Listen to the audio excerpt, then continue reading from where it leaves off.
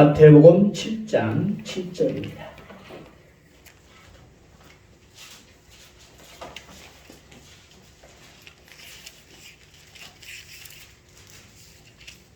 (7장 7절부터 11절) 우리가 그냥 암송하는 말씀이죠. 같이 한번 크게 읽겠습니다. 합독하겠습니다. 시작.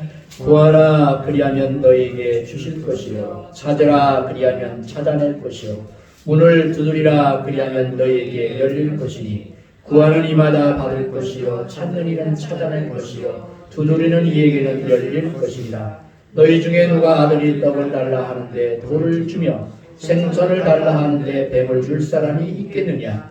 너희가 악한 자라도 좋은 것으로 자식에게 줄 줄 알거든 하물며 하늘에 계신 너희 아버지께서 구하는 자에게 좋은 것으로 주시지 않겠느냐. 아멘. 찬양 한 장 더 하겠습니다. 기도에 관한 찬양입니다.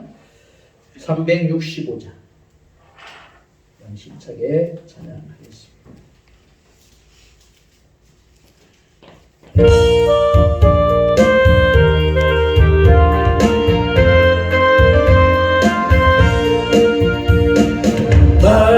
마음속에 근심 있는 사람 그 예수 앞에 가요라. 슬픈 마음 있을 때에라도 주 예수께 아뢰라. 주 예수 앞에 아뢰라. 주 우리의 친구니 무엇이나 근심하지 말고 주 예수께 아뢰라. 눈물 나며 깊은 한숨 쉴 때 주 예수 앞에 아뢰라.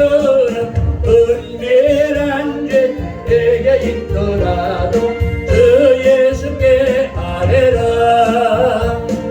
주 예수 앞에 아뢰라.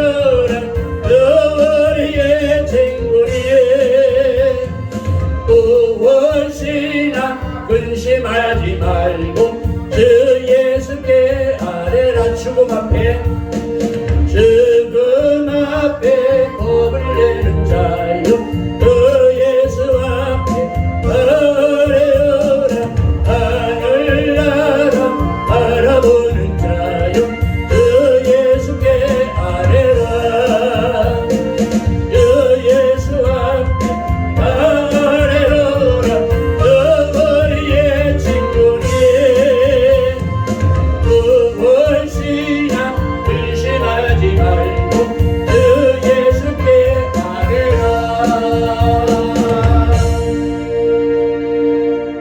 할렐루야. 오늘 말씀을 중심으로 간구하는 기도 또는 간청하는 기도 또는 청원하는 기도가 어떤 기도인가, 우리가 이렇게 잘 알고 있지만 제가 기도에 관한 말씀을 쭉 나누기 때문에 오늘 간구 기도에 관해서 말씀을 나눌 때 저와 여러분들이 기도 생활하시되 하나님 앞에 날마다 수시로 정시로 늘 간구하는 저와 여러분이 되시기를 바랍니다. 간구한다 또는 간청한다, 청원한다라고 하는 말의 의미는 뭐냐면 구하는 것을 얻기 위해서 강력하게 매달린다, 그런 뜻입니다. 저와 여러분들이 하나님 앞에 기도하는 것을 위해서 내가 강력하게 매달리는 기도, 그게 이제 간청 기도고 간구하는 기도고 청원하는 기도라고 볼 수가 있습니다. 하나님께 간절히 구하는 기도는 저와 여러분들이 가지고 있는 솔직한 심경, 또 여러분들이 가지고 있는 고민, 또 여러분들이 극복할 수 없는 환경, 또 여러분의 마음에 소망을 품고 있는 것을 하나님 앞에 쏟아낼 뿐만 아니라 하나님의 뜻에 일치되는 지점까지 기도하는 것이 간구하는 기도라고 볼 수가 있습니다.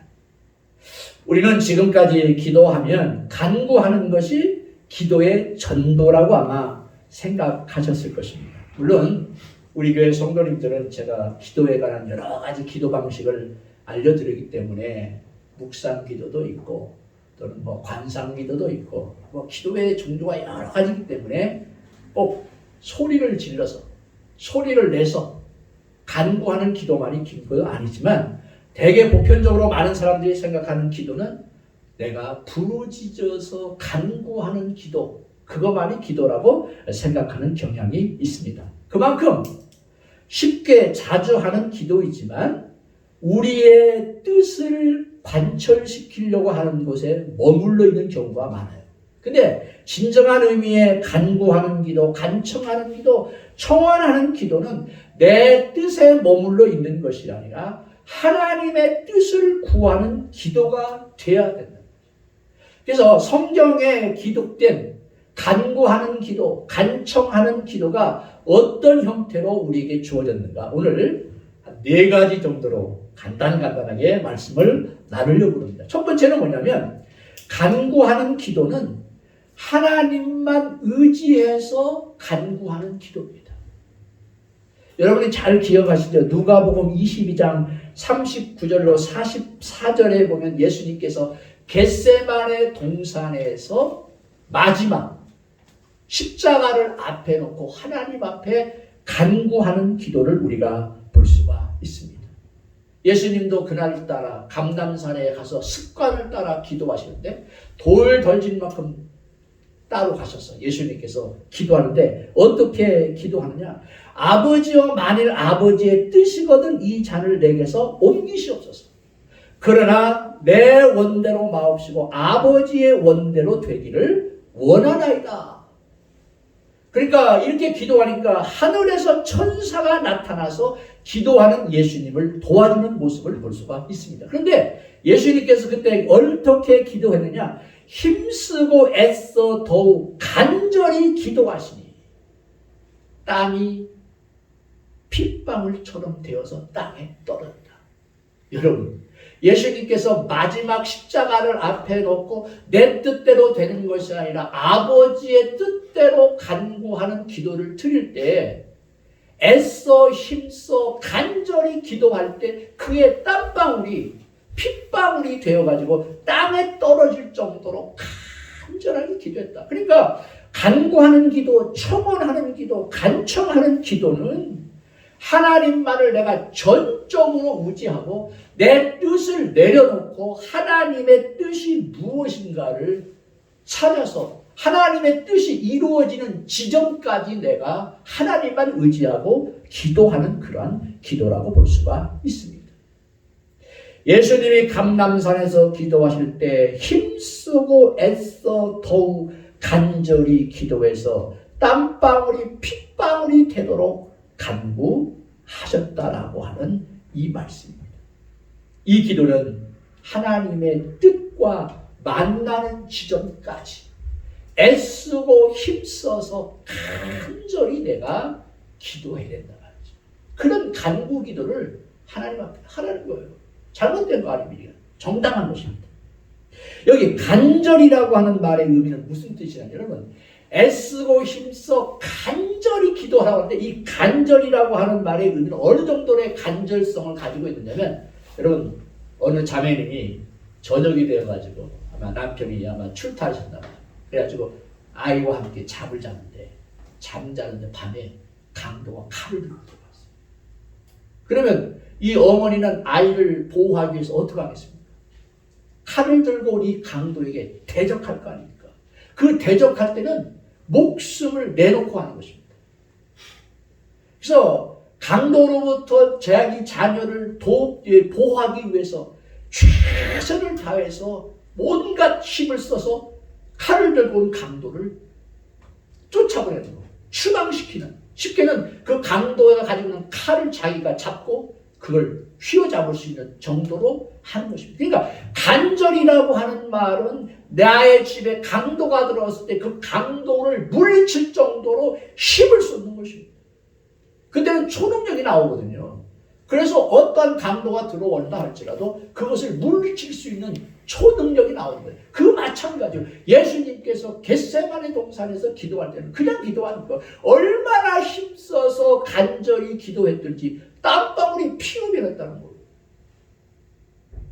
우리가 하나님 앞에 여러분들의 심정과 여러분들의 환경과 여러분들의 소망과 여러분들의 고민거리가 있을 때 간절히 간구하라고 하는 이 말은 내가 하나님을 전적으로 의지하는 가운데 기도하라고 하는 그러한 의미를 가지고 있습니다. 우리 사랑하는 성도들, 간절히 또는 간구하되 또 간청하되 청원하되 하나님 말 의지해서 기도하시는 저와 여러분이 되시기를 바랍니다. 이런 기도를 다음 주가 우리가 고난주간이지만 예수님께서 목요일날 마지막 십자가 기도할 때 그런 기도하셨잖아요.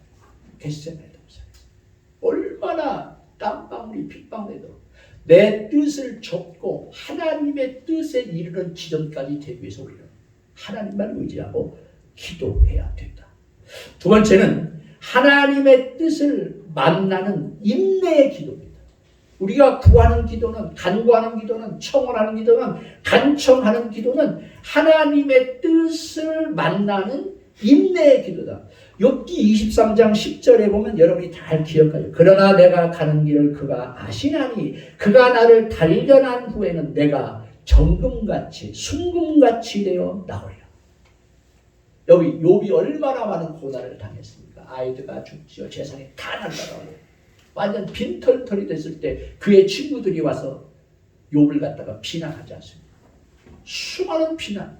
그럼에도 불구하고 욥은 23장 10절에서 그러나 내가 가는 길을 그가 아시나니 하나님이 아신다는 거예요. 그가 나를 단련한 후에는 나로 하여금 순금같이 정금같이 되어 나오게 하신다고 하는 그러한 고백을 하고 있는 것을 볼 수가 있습니다.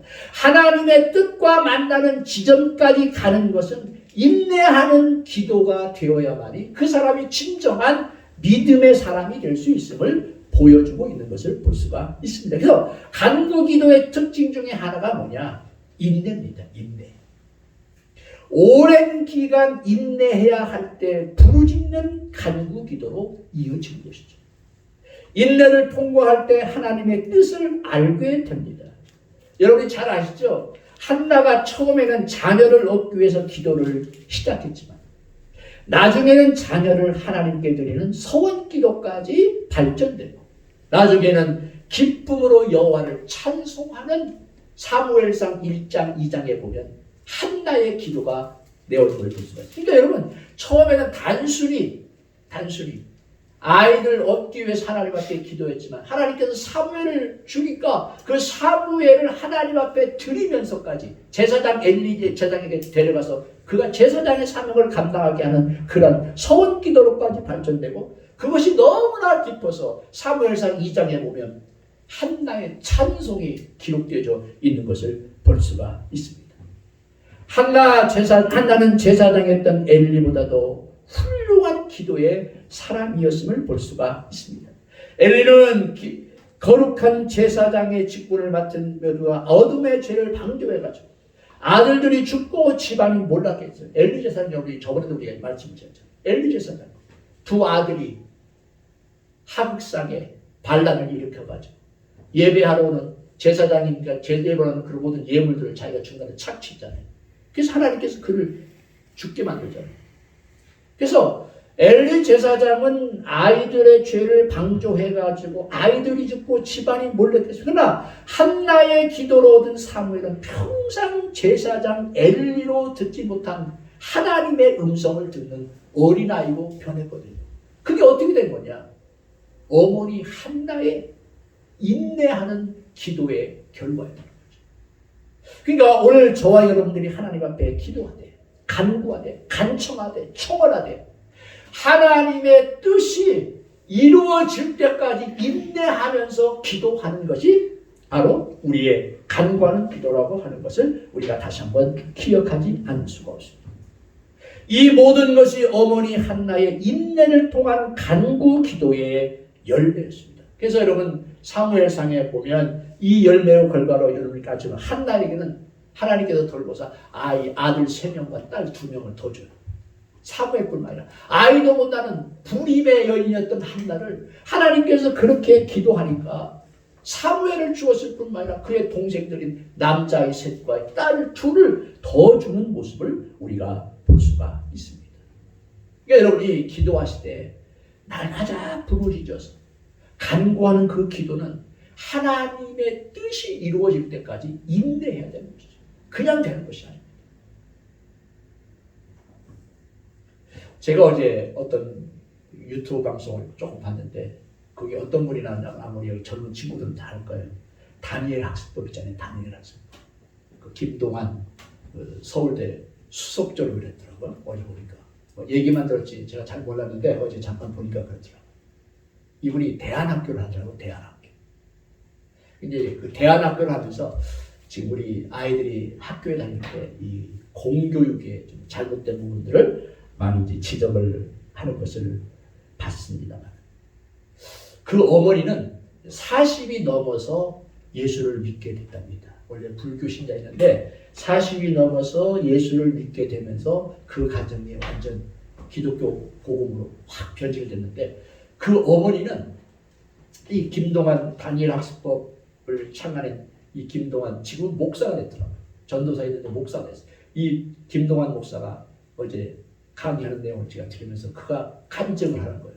그의 어머니가 자기를 어떻게 기르냐면 예수를 믿기 전에 그렇게 한다. 예수 믿고 나서부터는 아이들을 주님께 온전히 맡겼을 뿐만 아니라 그들을 향해서 어떻게 기도하면 학교 갈 때도요. 학교 갈 때도 여기 주머니에다가 콩을 한 주머니에다 넣어가지고 콩을 주머니에 넣어가지고 어떻게 하냐면 가면서 오면서 주기도문을 외우고 사도신경을 외우면서 한 번 외울 때마다 이쪽에 있는 콩알을 하나씩 다른 주머니에 넣었다는 거예요. 왜? 왜 이렇게 했냐 했더니 어머니께서 다른 생각하지 말고 주님만 생각하면서 오직 주님을 의지하도록 살게 하기 위해서 그 김동완 목사에게 그렇게 했다는 거예요. 그러면서 자기는 어머니가 공부하는 소리 한 번 안 했다는 거예요. 네. 아버지는 자기에게 서울대학교 가면 너 교만해지니까 서울대학교 가지 말라고까지 했을 때. 그런데도 이 김동완 목사가 어떻게 S대를 가가지고 수석으로 졸업했냐 말이에요. 단 한 가지라는 거예요. 오직 예수만 의지하고 예수님께 모든 걸 했더니 하나님께서 자기의 그 같은 축복을 주셨잖아요. 근데 가장 중요한 건 그 어머니의 기도인 거예요. 그 어머니는 아이에게 공부하라 소리 안 했지만 그 아이를 위해서 끊임없이 기도했다는 거예요. 그것이 이루어질 때까지 인내하면서 기도했다는 거예요. 근데 지금 설교하는 거야. 설교를 참 잘하더라고요. 그래서 전국에 대안학교 250개를 창설한다고 지금 그렇게 얘기를 하더라고요. 왜? 공교육이 너무나 부패해가지고. 네. 저도 깜짝 놀랐어요. 유치원 5살 아이들한테부터요. 동성연애가 합당하다고 가르친답니다. 지금 공교육이. 좀 심각해요. 창조론 얘기하고 진화론 얘기하는 건 옛날 얘기고 아이들이 동성애 연애하는 것을 합법적이라고 아이들에게 5살 된 유치원생부터 지금 책이 나와 있대요. 비디오가 나와 있대요. 영상이 나와 있대요. 아이들이 그대로 갑니다. 그러니까 아이들이 그걸 보고 나면 남자애들이 여자애들이 그걸 흉내낸대요. 이게 동성애법 참 문제거든. 그래서 이제 큰 교회들이나 지각 있는 목사님들이 지금 대안학교를 교회에서 많이 하잖아요. 왜냐? 사회교육, 공교육은 너무나 타락했고 인본주의적인 교육에 너무나 휩싸여가지고 하나님 중심의 교육을 해야 된다라고 그렇게 강력해서 이제 대안학교 이야기를 많이 하거든요. 우리 지방에도 복된교회 보면 기독학교가 있어요. 걔들이 오면은 성경 배우고요, 성경 암송하고요, 큐티하고요, 영어로 공부하고요. 그렇게 변화를 가져야 돼요. 이 김동완 목사의 변화는 내가 보니까 그 어머니가 예수 믿기 시작하면서부터 아이를 위해서 기도했을 뿐만 아니라 모범을 보였을 뿐만 아니라 학교를 오고 가는 과정까지도 다른 생각하지 못하게 하기 위해서 콩을 주머니에 넣고 말이죠. 한 번 주기도문 외우고 사도신경 외울 때마다 옆에 있는 포켓에다가 옮기도록 해가지고 교육을 했다. 너무나 충격적이지 않습니까? 어머니의 인내의 기도, 한나의 인내의 기도가 이와 같이 사무엘을 다른 사람으로 변화시켰던 것을 볼 수가 있습니다. 그러니까 여러분 간청기도, 간구하는 기도, 청원 기도는 하나님의 뜻이 이루어지는 지점까지 기도하는 것인데 그 기도는 인내하면서 계속 간구해야 된다는 거예요. 하루 이틀 하고 말고 한두 달 하고 마는 게 아니고 계속 하나님의 뜻이 이루어질 때까지 인내하면서 기도하는 게 간구거든요. 근데 우리는 되게 그렇지 않잖아요. 조금 기도하다 그냥 포기야. 조금 하다가 그냥 대충 하고 그렇잖아요.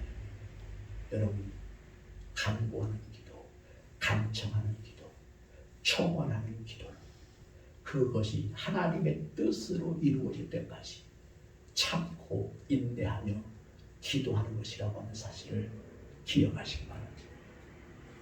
인내.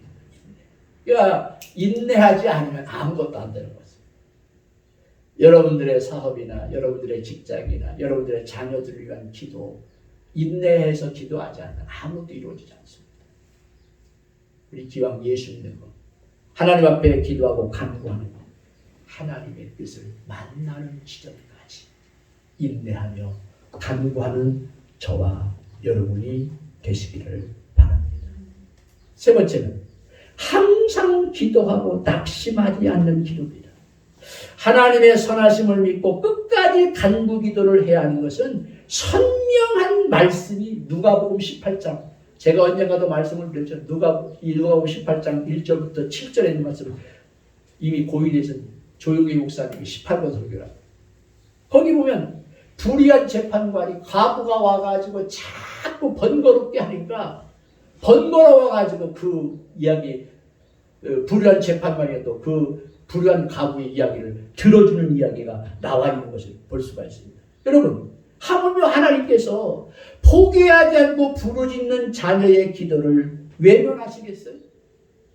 그래서 그 누가복음 18장에 보면 이런 표현이야. 항상 기도하고 낙심하지 말아야 할 것을 예수님께서 그 과부에게 당부하는 메시지가 나오는 것을 볼 수가 있습니다. 그런데 왜 한 번에 주시지 않을까? 한나의 기도처럼 하나님의 뜻을 만나는 지점까지 가야 하기 때문에 빨리빨리 때는 응답이 안 되는 경우도 있어요. 때는 길게 갈 수도 있단 말이죠. 하나님은 인내의 기도를 통해 우리의 믿음을 자라게 하시고 선하신 그분의 뜻을 만나게 하시는 경우들을 우리가 많이 봐요. 그렇기 때문에 그 모든 것들이 이루어질 때까지 항상 기도하고 낙심하지 않으면서 끝까지 가는 기도를 해야 된다는 거예요. 그래서 불의한 재판관에게 찾아온 그 과부, 너무나 번거롭게 자주 와서 자꾸 청하니까 내가 귀찮아가지고 내가 내 의를 들어준다고 하는 그런 얘기를 하는 것을 볼 수가 있습니다. 여러분, 하나님 앞에 기도할 때 하나님께서 우리의 기도를 때로는 번거롭게 여길 정도로 간구합니다. 왜? 낙심하지 말고 계속 기도해야 될 우리의 필요성이 있다고 합니다. 마지막 네 번째는 심노로 하나님의 뜻을 끌어오는 기도를 해야 됩니다. 심노. 사탄은 우리를 낙심케 하고 믿음을 저버리게 해서 끝까지 기도하지 못하게 합니다.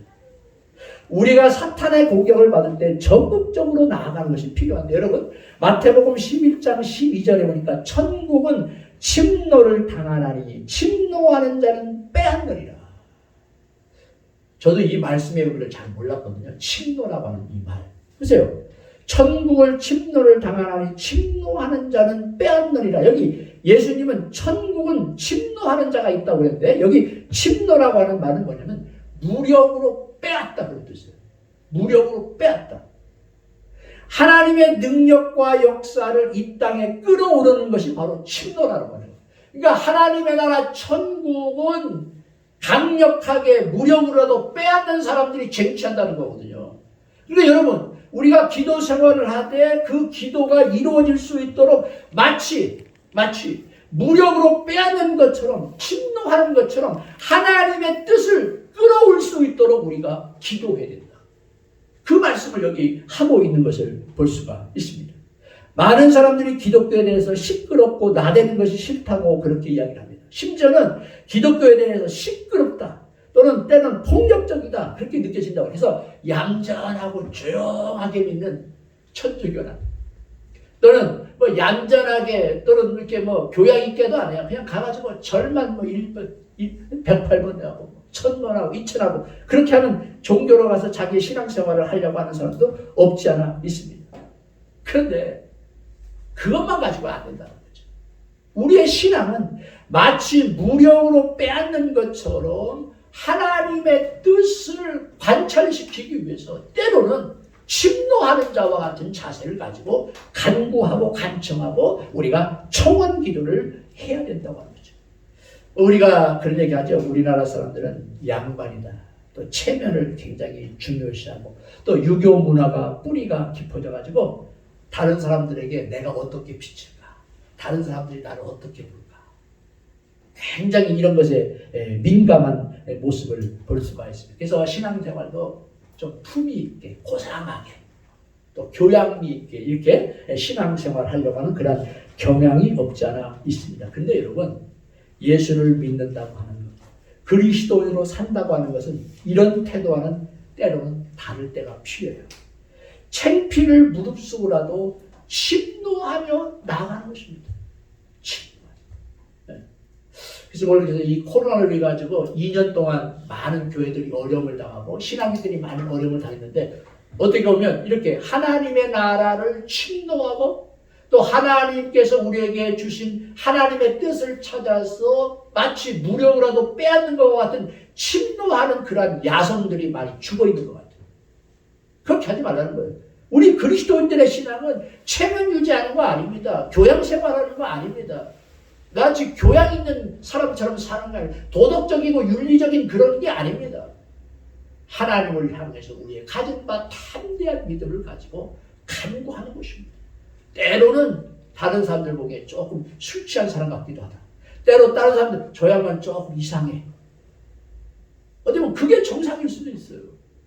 왜? 성령에 충만하고 성령에 도취되고 성령의 충만함을 받고 성령의 지배를 받는 사람들은 어떻게 보면 그게 당연하다고 볼 수가 있어요. 제가 저번에도 설교했죠. 거짓 소경 바디메오가 예수님이 오신다고 하는 소식을 듣고 메시아를 만나면 내가 질병이 낫게 눈이 뜨겠다고 하는 그런 생각을 가지고 예수님이 오신다고 하는 소식을 듣고 다윗의 자손 예수여 나를 불쌍히 여기소서 2번씩이나 반복했다.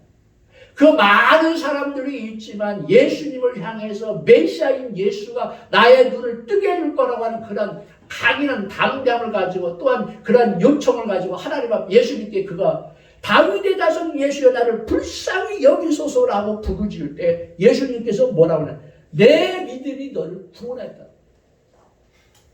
여러분 마태, 마가, 누가, 요한복음에 많은 치유 사건들이 나오잖아요. 병자들이 나았잖아요. 그 병자들이 나은 사건의 99%가 다 침노하는 자의 자살을 가질 때 역사했다는 거예요. 역시 몸이 불편하든지 마음이 아프다든지 여러분들이 영육간에 강건함했을 때 마치 침노하는 자처럼 거짓 소경 바디메오처럼 다윗의 자손 예수여 나를 불쌍히 여기소서 다윗의 자손 예수여 나를 불쌍히 여기소서라고 하는 이러한 침노하는 자세를 가질 때 하나님께서 역사하는 모습을 볼 수가 있습니다.